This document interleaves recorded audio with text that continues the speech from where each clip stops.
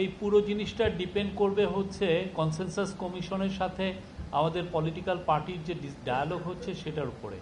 আমাদের পলিটিক্যাল পার্টিগুলো যেই বিষয়গুলো ওনারা ঐক্যমতে পৌঁছবেন সেটার উপর ডিপেন্ড করবে যে আমরা আসলে কতটুকু সংস্কার করতে চাচ্ছি, এবং সেই সময় আসলে ডিসিশনটা হবে যে কতটুক কোন সংস্কারে আমরা যাব নাকি বেশি কতটুক।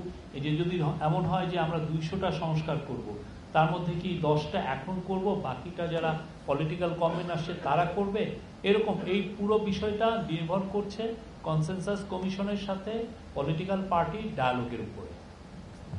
এটা আপনি যখন এই পুরো জিনিসটা কনক্লুড করুক, আমাদের তো কনসেনসাস কমিশন তো আমাদের পলিটিক্যাল পার্টিগুলোর সাথে ইন্টেন্সিভ ডায়ালগ করছেন, এই পুরো প্রসেসটা কনক্লুড করুক, কনক্লুড করার পরে আমার মনে হয় তখন আপনি এই প্রশ্নটা আবার তুলতে পারবেন।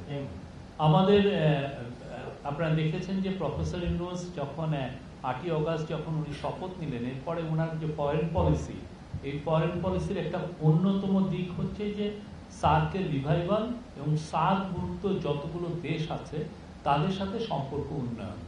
পাকিস্তানের যে ইনি আসছেন উনি আপনি প্রফেসর ইউনূস কিন্তু সার্কের রিভাইভালের জন্য বারবার বলেছেন।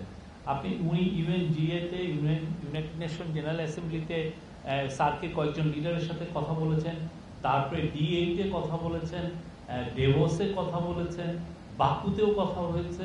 তো উনি চাচ্ছেন যে সার্কের যতগুলো দেশ আছে, আমরা তো সাউথ এশিয়ার পরিবারভুক্ত, এই প্রত্যেকটা দেশের সাথে যাতে আমাদের সম্পর্ক উন্নয়ন হয়। তো সেই আলোকেই পাকিস্তানও আমাদের সাউথ এশিয়ান পরিবারভুক্ত, সার্কের ভুক্ত, আমরা তাদের সাথে সম্পর্ক উন্নয়ন চাচ্ছি, আমরা ইন্ডিয়ার সাথে সম্পর্ক উন্নয়ন চাচ্ছি, আমরা ভুটান নেপালের সাথে চাচ্ছি। আপনি জানেন গত সপ্তাহে ডিসিশন এসছে যে নেপালের জন্য আমরা একটা আলাদা ইকোনমিক জোন করব, এবং এটার জন্য খুব দ্রুত আমরা জমি দেখছি উত্তরবঙ্গে। আমরা ভুটানেরটা তো অলরেডি আগেই অ্যানাউন্স করা হয়েছে।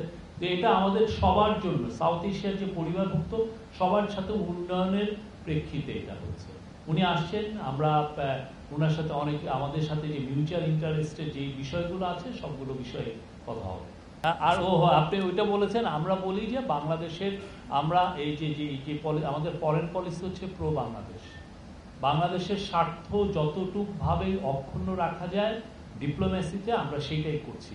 আমরা এই বিষয়ে উনি দেখেন ইন্টেন্সিভলি কাজ করছেন, এবং এটার রেজাল্ট কিন্তু আমরা দেখছি। এটা ইনভেস্টমেন্ট সামিট এত সাকসেসফুল হলো, এটা ইটস এ রিফ্লেকশন যে উনার যে ডিপ্লোম্যাটিক যে মুভগুলো উনি নিয়েছেন তার রিফ্লেকশন হলো এটা। Thank you.